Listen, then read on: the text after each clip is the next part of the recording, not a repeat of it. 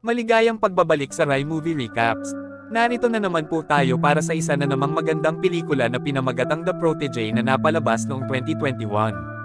Kaya't ano pa ang ating hinihintay? Sit back, enjoy and relax, love you. Nagsisimula ang pelikula sa Vietnam. Nakita ang isang mamamatay tao na nagngangalang Moody, sa karamihan, papasok sa isang bahay, doon ay nakita niya ang mga bangkay sa isang silid, at nagpas siyang suriin ang loob ng silid, hanggang sa siya ay nagbukas ng isang aparador, at nakita niya ang isang batang babae, na nakatutok ng baril, sa kanya. Babarilan na sana niya ito, ngunit hindi niya magawa. Dahil hindi nakakok ang baril. Pinakalma siya ni Moody, at dinala siya. Makalipas ang 30 taon, sa Bucharest, Romania. Isang kidnapping ang nangyari kay Vali, isang anak ng isang mafia leader. Nataranta ang gwardya ng bata nang humingi ang kidnapper ng 3 million euro ransom para sa bata. Sa tagpuan, hindi nahanap ng mga gwardya ang bata. Pero babae lang ang nagmamaneho ng van. Nakipagnegosasyon ng babae sa gwardya, ngunit hinanap siya ng mga gwardya, at dinala siya sa mansyon ng pinuno ng mafia. Doon, nakilala niya ang ama ni Vali, si Don Preta, ang pinuno ng mafia. Doon na niya inihanda ang pantubos. Ngunit pagkatapos ay binyantaan niya siya na sinasabi sa kanya na tatapusin niya ang kanyang mga tauhan. Gupitin ang mga ito sa maliliit na piraso at ipakain sa mga baboy. Ngunit pagkatapos ay mahinahong sinagot ng babae na naruroon siya hindi para sa pera, ngunit upang makilala siya. Mabilis din niyang tinapos ang mga tauhan niya. She then casually left the mansion, while the mafia guards were sniped by Moody from afar. Lumalabas na ang babae ay si Anna, ang maliit na batang babae na itinatag ni Moody 30 taon na ang nakakaraan sa Vietnam.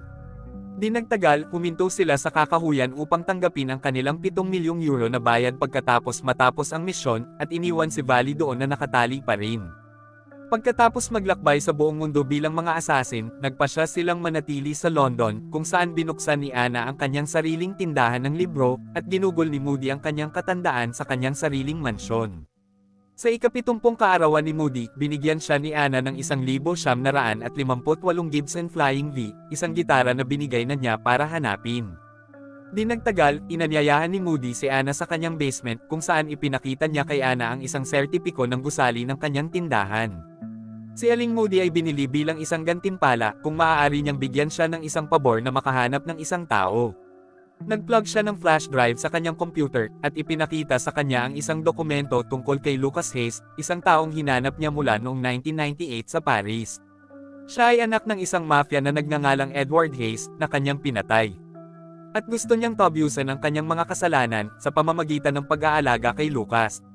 Pumayag siya sa kasunduan, at nagdahilan sa pag-uwi. Kinabukasan, pinuntahan ni Anna ang kanyang matalik na kaibigan sa IT, si Benny. At hiniling sa kanya na subaybayan si Lucas. We Saturday in that sort of a mafia compliment when she heads back to her store.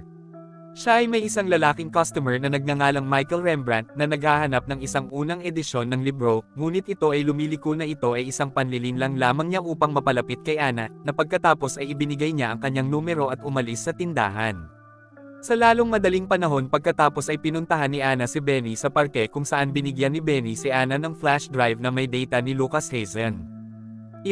Sa gabi, pumunta si Anna sa bahay ni Moody para ibigay sa kanya ang flash drive, ngunit sa halip nakita niyang patay na si Moody sa kanyang bathtub.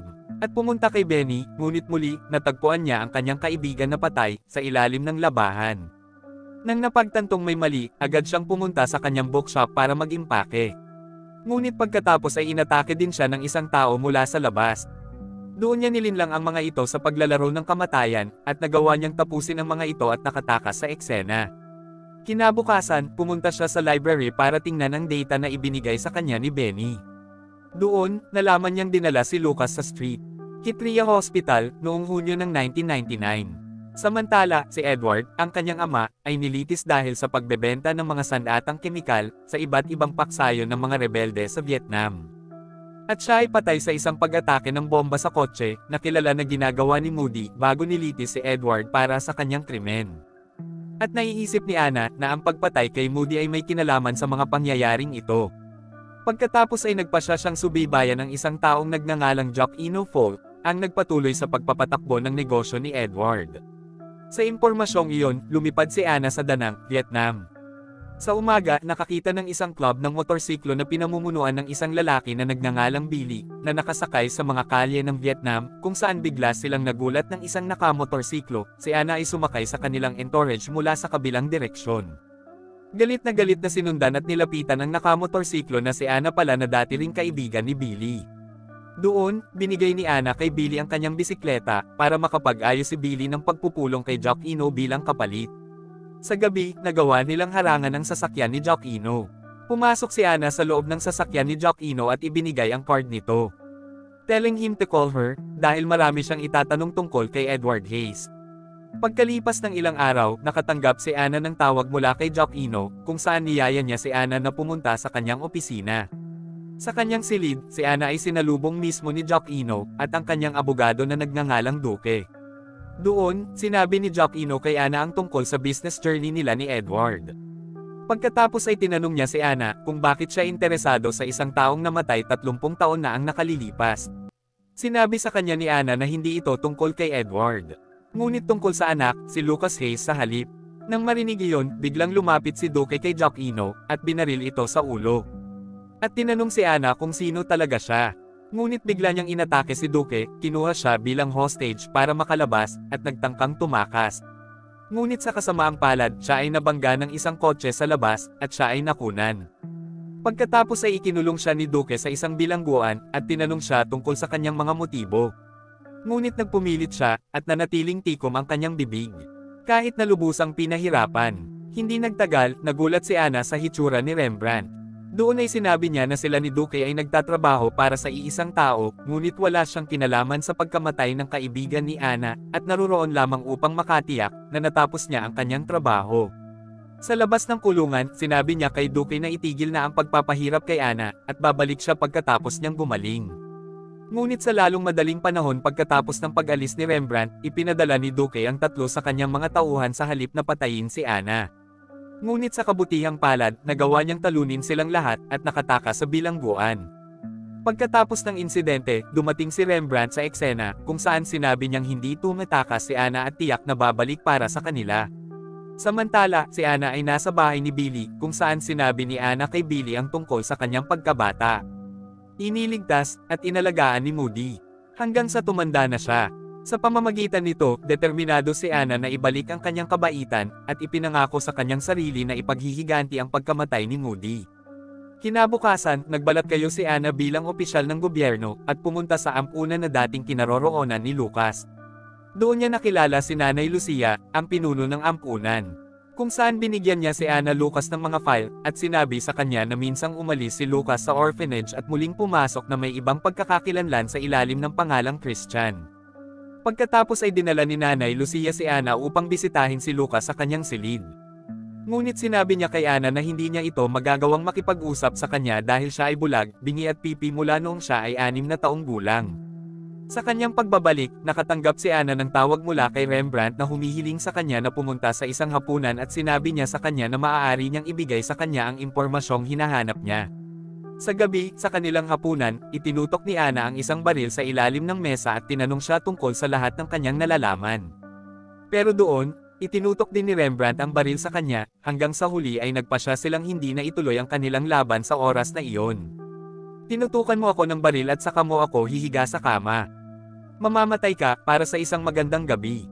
Gusto talaga kitang makita ulit. Kasabay nito, naghinala si Duque kay Rembrandt dahil alam niya ang tungkol sa kanilang date. At nagpa siya na magbayad ng ilang lokal na thugs upang patayin si Rembrandt. Sa kabilang banda, nasa bahay na ni Duque si Ana para tanungin siya. Ang marahas na paraan. Hanggang sa dumating si Rembrandt sa pinangyarihan, ngunit nakita niyang nakabitin si Duque sa kanyang banyo. Patay na. Kasabay nito, nakatanggap siya ng tawag mula kay Ana na nagsasabi sa kanya na nakuha niya ang lahat ng impormasyong kailangan niya. Pero nandoon pa rin pala si Ana. At isang matinding away ang naganap. Ngunit, dahil sa tila sila ay nasa isa't isa, ipinagpatuloy nila ang kanilang pag-aaway sa kama. Sa kanyang paglalakad, palayo sa bahay ni Duquesne, biglang binaril si Ana ng isa sa mga tauhan ni Duquesne. Ngunit sa kabutihang palad, naligtas siya ng isang misteryosong lalaki, na si Moody pala.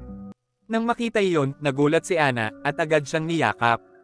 Habang ginagamot ang kanyang sugat, sinabi sa kanya ni Moody na peke niya ang kanyang kamatayan, pabalik sa kanyang bahay, sa pamamagitan ng pagbaril sa mukha ng kanyang taga-baril at iniwan ang kanyang Amerikana doon. Sa kabilang banda, kausap ni Rembrandt ang kanyang amo tungkol kay Anna, na siya pala ay si Edward Hayes, na buhay pa. Alam ang tungkol sa panganib na kakaharapin niya, pagkatapos ay inutusan ni Edward si Rembrandt na magtakda ng karagdagang seguridad, isinasaalang-alang na siya ay magdaraos ng isang party para sa mga mayayaman. Siyempre, nag-aalala ito kay Rembrandt, dahil gusto niya si Anna, ngunit kailangan din niyang tapusin ang kanyang trabaho. Habang nagsasalita si Edward, nagbalat kayo si Anna bilang isang waiter, at sinubukan niyang patayin siya, ngunit pinigilan siya ni Rembrandt, at naganap ang kaguluhan. Nakatakas si Anna sa eksena, at sinundan ni Rembrandt. Samantala si Edward naman ay sinisigurado ang sarili sa kanyang hideout. Nang pinapanood ni Edward ang mga CCTV, nagulat siya sa presensya ni Moody. Dito ipinahayag na binabayaran ni Edward si Moody upang ayusin ang isang peking pagpatay sa kanyang sarili, upang maiwasan niya ang kanyang pagkakulong. Pagkatapos ay sinabi ni Moody na nandoon siya upang tapusin ang kanyang hindi natapos na trabaho 30 taon na ang nakalilipas. Samantala sa labas, nagawa ni Rembrandt na makorner si Anna, at tinanong siya kung bakit hindi niya binaril si Edward, na pagkatapos ay sinagot ni Anna, sinabi na hindi ito ang plano mula sa unang lugar. At ito pala, na dumating si Moody na may dalang bomba, at nagplanong mamatay kasama si Edward, sa pag-asang mapatawad ang lahat ng kanyang mga kasalanan sa pamamagitan ng ganoong paraan. Matapos ang pagsabog, nakatanggap si Rembrandt ng isang text mula kay Anna, na humihiling sa kanya na makipagkita sa kanyang lugar. Samantala, si Wounded Anna ay kararating lang doon, sa kanyang childhood place, na nagpaalala sa kanya ng trahedya 30 taon na ang nakalilipas, kung saan ang kanyang buong pamilya ay pinatay ng mga rebelde sa kanyang harapan mismo. Ang maswerteng maliit na si Anna ay nagawang mangagaw ng baril mula sa mga rebelde, at pinatay silang lahat, hanggang sa wakas ay itinatag siya ni Moody. Hindi nagtagal pagkatapos ng kanyang flashback, dumating si Rembrandt sa bahay ni Anna. Doon sinabi ni Anna na pagod na siya sa lahat ng mga bagay na mamamatay tao, at gusto niya ng isang mapayapang buhay. Ngunit hinding-hindi niya makakamit iyon kung umiiral pa rin si Rembrandt. Na pagkatapos ay itinutok nila ang kanilang mga baril sa isa't isa. At ang mga shot ay iginuhit. At maya-maya, nakita kong may nagbukas ng pinto sa harapan. Si Anna iyon. At dito na nga nagtatapos ang pelikula natin para sa araw na ito.